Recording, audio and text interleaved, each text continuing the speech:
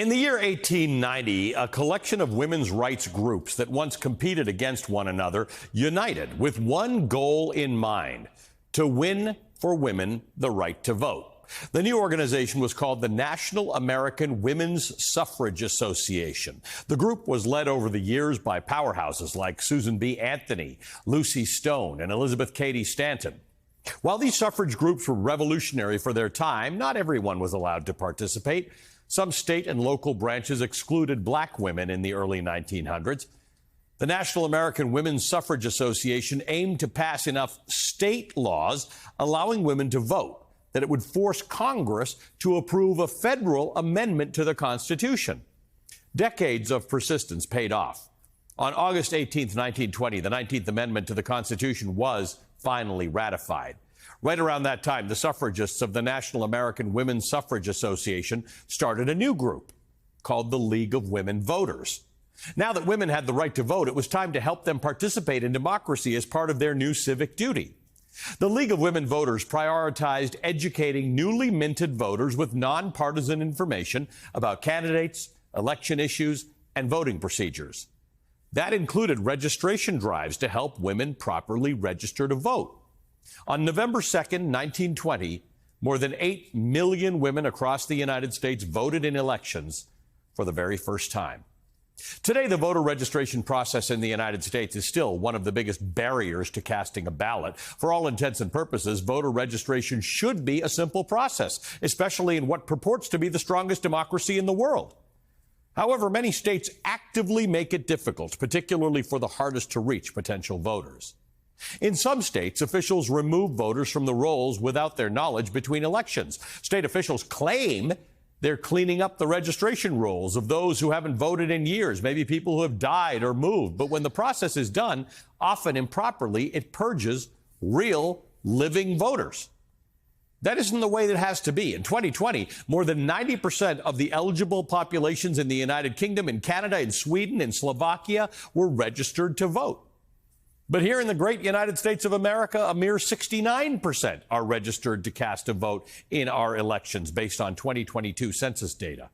More than a quarter of eligible citizens who could legally vote in this country cannot because they aren't registered to do so. And as if there weren't already enough obstacles, some red states are now making it yet harder by targeting those crucial voter registration and outreach efforts, the same ones that date back to the suffrage and civil rights movements. In Florida, a new law says that if any third-party voter registration group employs people who have been convicted of a felony or who are not U.S. citizens, the group will be fined $50,000. Just to make sure you heard me correctly, this isn't a fine for a felon or for an immigrant trying to vote. It's punishment for simply helping eligible voters to register to vote. A judge blocked portions of that law earlier this month, but outreach groups still say it has a direct effect on their operations. Just think about that. Someone commits a crime, and then after having paid their debt to society for doing so, they want to help others do their civic duty, and we punish that. In Missouri, a new law bans compensation for those who register voters and requires that anyone who helps register more than 10 voters must also prove that they themselves can legally vote by completing paperwork through the Secretary of State's office. That information then becomes public, which raises privacy concerns for many people. Violators will be slapped with a criminal penalty. Several groups sued Missouri over this law, so it's on hold until those proceedings play out. In Kansas, it is now a felony if anyone registering voters impersonates or is assumed to impersonate an election official. Now, you might wonder why this is a problem, because people shouldn't be impersonating election officials, right? Here's why it's a problem.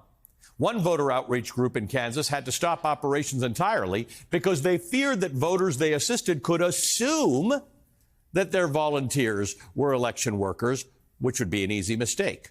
And criminal records for volunteers was not an acceptable risk they were willing to take. These might seem like silly little laws that only affect these little volunteer groups, but it's so much more than that. These states are deliberately making it harder for their own citizens to access the ballot box by purposely making it more inconvenient for outreach groups to mobilize, assist, and register voters. And we are all worse off for that. The right to vote is the #1 pillar of democracy, and yet year after year I stand here and tell you about the new and creative ways in which our elected officials are trying to roll back that right. Getting out the vote is beneficial to all Americans and to all political parties. It should be simple. It should be celebrated. The fact that it is not is simply un-American.